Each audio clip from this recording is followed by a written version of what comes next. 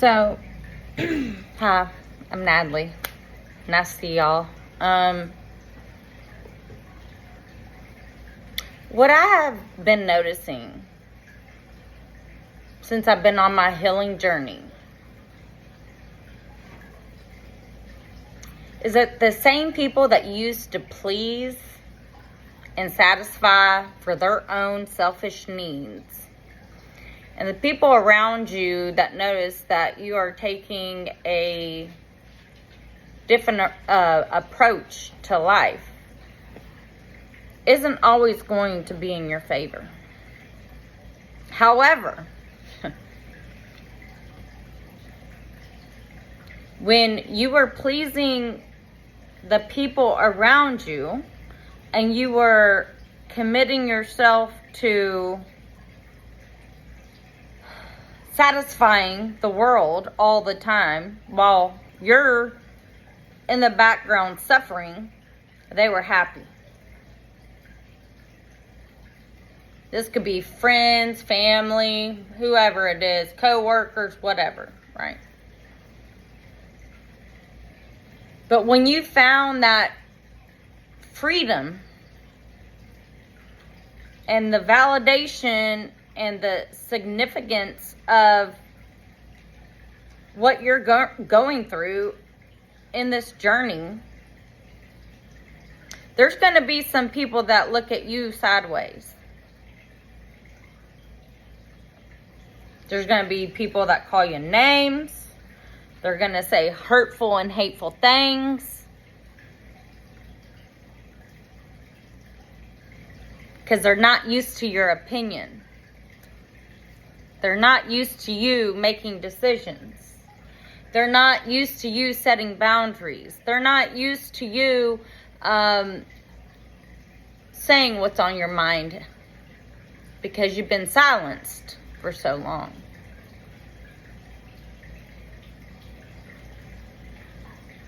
But once you break free from the abuse, and you see, like, my cowlick is, like, really bad today. I'm sorry. I try to tame it, but it won't tame. I apologize if my hair's sticking up. But once they see that they cannot tame the lioness or lion that you have become when it comes to living in reality, living by truth, living by discernment, there's people that's going to walk out of your life and call you names and say things that are not true about you to set you off. And the reason being is because they've seen you set off before by this narcissist.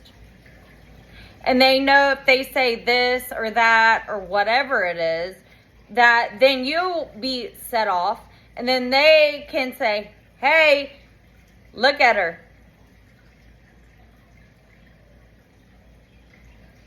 But the reality of the nature of this whole beast that has been formed with your in-laws or any narcissist that you're dealing with is that you woke up. Hallelujah. You woke up, baby. You woke up to a reality that no longer is going to quiet the beast within you, right? And the problem with the other people is that you've been so tame that they don't know what to do in a situation when you speak your mind for the first time in many years. And you say, hey, no, actually, I have a boundary. I have a boundary for that. And I no longer accept that as part of my life. I no longer accept that as someone who has set boundaries in place and guidelines in place for people of everyone in my life to follow, because I feel like I have been dragged down and whiteboarded by so much abuse that I can no longer take anymore. Like, I have given you everything. I've given you everything. And I now, because I only have this much left, have to set boundaries so I don't kill myself, and not in a way that you would harm yourself, but just like beating you down all the time. And then they wonder why us empathic people go isolated and numb and cold, not so much cold, but just like we disassociate ourselves from the outside world and stay in our house or apartment, whatever you live in, isolated, not talking to anyone, not speaking about anything, because they don't realize that we are out of energy and we are on our charging port. That we have to recharge to live again. We can do daily tasks like work, grocery shop, but when it comes to people's problems or them wanting you to go out to eat with them, or them wanting to come over, or you going out with them to dinner, or whatever it is, like friendship things, you're like, no, I'm good watching Netflix. We're running low on energy, right?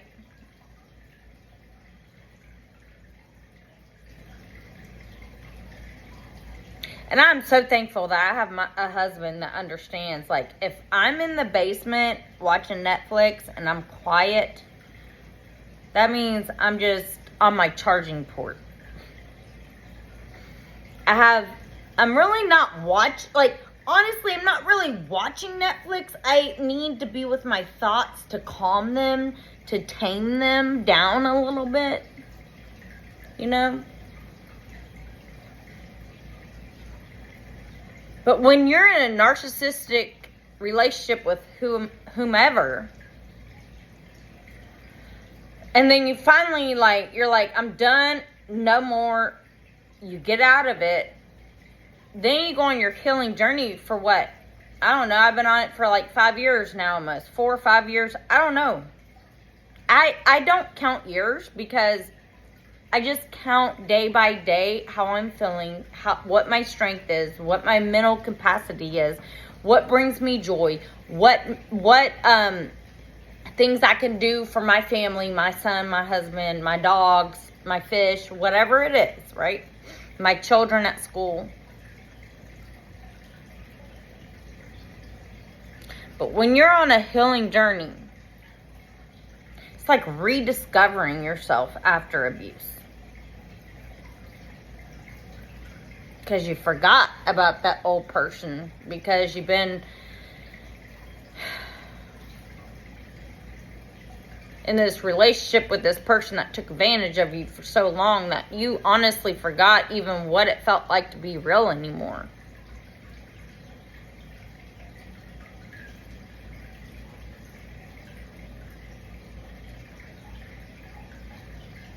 And it's been a super great time in my life.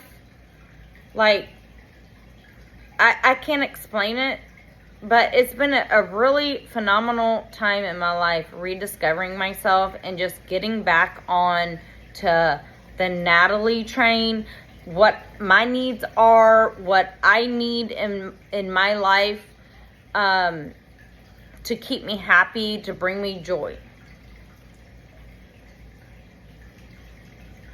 A lot of women don't want to talk about sex with each other because they're embarrassed, they're shy, they're disappointed, whatever it is.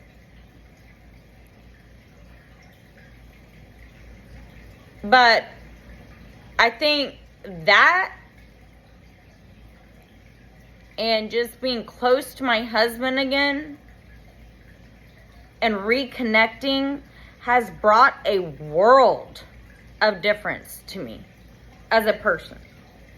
I think finding out that, hey, this narc in-law did not deserve the response or the reactions or whatever it was that she got or he got, whatever it is. And that I focused all my energy at this one target or two targets. And I forgot about my marriage. I forgot my needs. I forgot my joy. I forgot things that make me happy because I was so angry all the time. And nobody wants to talk about it. See, I talked about it, right? And what happened? I got criticized. You shouldn't be talking about this or that. Well, nobody else is talking about it, so who's going to talk about it? It's like we're just going to sit here and simmer and stew. But you know what? I am brave enough to talk about it, and I don't care. Honestly. Use me as a reflection in your relationship with your significant other. I've been with my husband, 24, 25 years? I don't know. I lost count, honestly. To be honest, I did. So it's been a very long time. And anybody that's only been in a marriage, like, let's say 5 to 7 years, they have no idea what's coming to them. They have no idea. See, they're still in the honeymoon phase.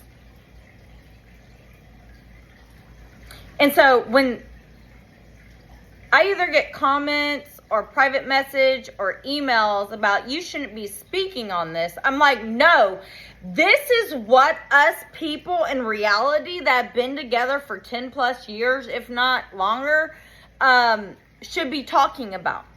Because it is destroying our marriage after all of the neglect that we had to suffer. But they tell you to shh, be quiet. That's a dirty little secret. No one talks about, Natalie.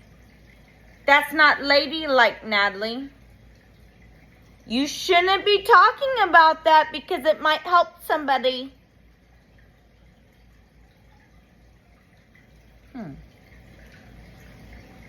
Interesting.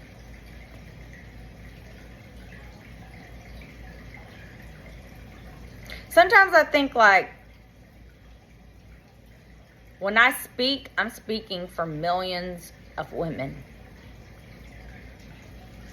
Millions. That have been in a relationship or a marriage for 20 plus years.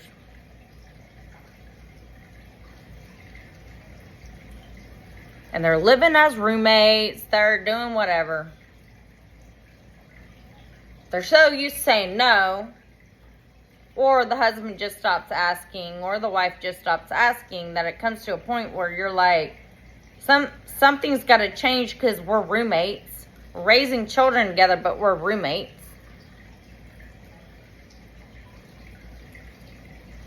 But everyone wants to be quiet.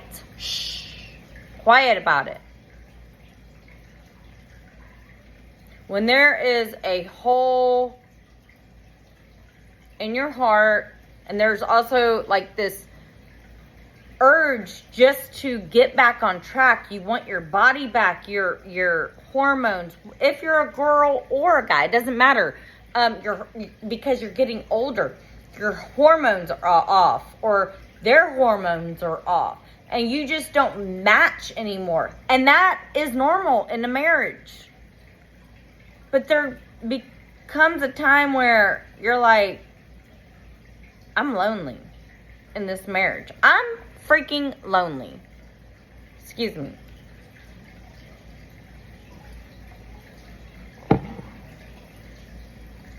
Sleep in the same bed.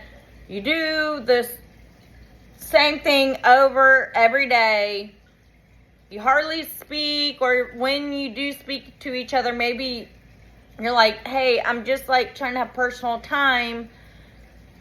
And it just explodes within your marriage, instead of saying, you know what, this is an opportunity to reconnect. It's not a time to be on your phone or computer or laptop, whatever. And you say, no, I'm going to set whatever you're doing down, even if it's the dishes, besides cooking, obviously. And I'm going to reconnect. And I think through my healing journey, like,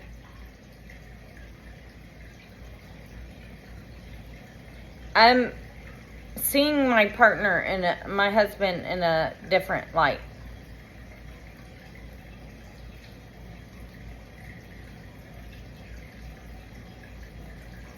And how much I love him and trust him and how much he has my back. And how much heartache he went through with me. When this was happening to me, he was not happy. He couldn't understand it either. And how I made it all about me and never about him.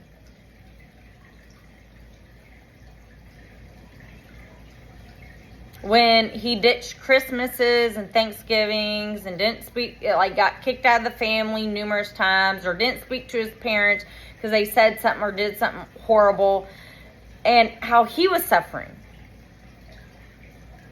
I was very selfish. I was very selfish. And like reflecting on that, and I see, oh my God, I made this situation only about me and his mom, and I dragged him through the mud while he was drowning.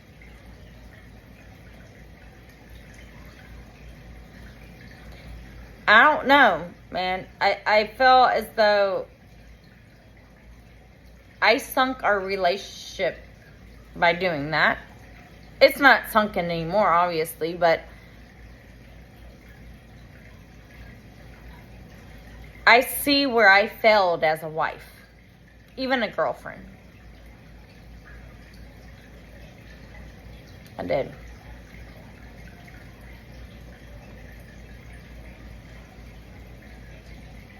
And all I can say is that if you're going through this, don't be selfish and think about the other person that's involved. And this is a super hard video for me to say this, because I feel as though a lot of people are so focused on what's happening to them that they don't realize that your husband or boyfriend, girlfriend, whoever, partner, is also in a predicament with their parents.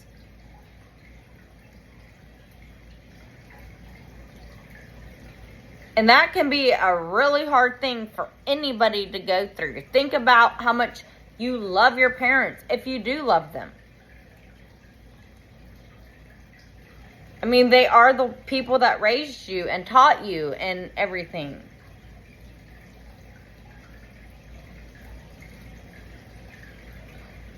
See, a lot of times when we're complaining, our partners are suffering in silence alone. And we're being super selfish by not looking to our left or right and saying, hey, are you okay? Because it's always like, hey, I'm sorry this happened to you, or that happened, are you okay? This and that to you. But you're never like, hey, are you okay? Because I know it happened to me and you saw it all. But like, mentally, are you okay? Because like, that's painful to see your parent or whoever the narc is act like that towards someone that you're deeply in love with. You know? So anyway, that's my message today. And by the way, when I go on live, dude, I'm just cutting loose, being myself on my healing journey. I'm not being any way. I'm just talking about things that are in the chat. And the other thing is that I haven't been on live in like over a week because of the horrible men that are on there saying sexualized things that I don't want to hear, okay, to be honest. And it sets me off, and remember, I am a Taurus. I am a bull. And I am a right fighter. So when you come on my live and you say some BS that pisses me off, I'm going to be set off like a firecracker because that's what I am. I didn't get to where I am in life by being a wimpy little kid, okay? I'm the middle child of 2 boys. I'm not going to tolerate people coming on there saying nasty, disgusting things that even YouTube has to take off before I can read them. And if you don't like my lives and you don't prefer them, don't go on them. Don't watch them. Just watch my videos. That's fine. But the more I read the text from the men, the more I want to stay married. Peace, love, and harmony. Bye, guys.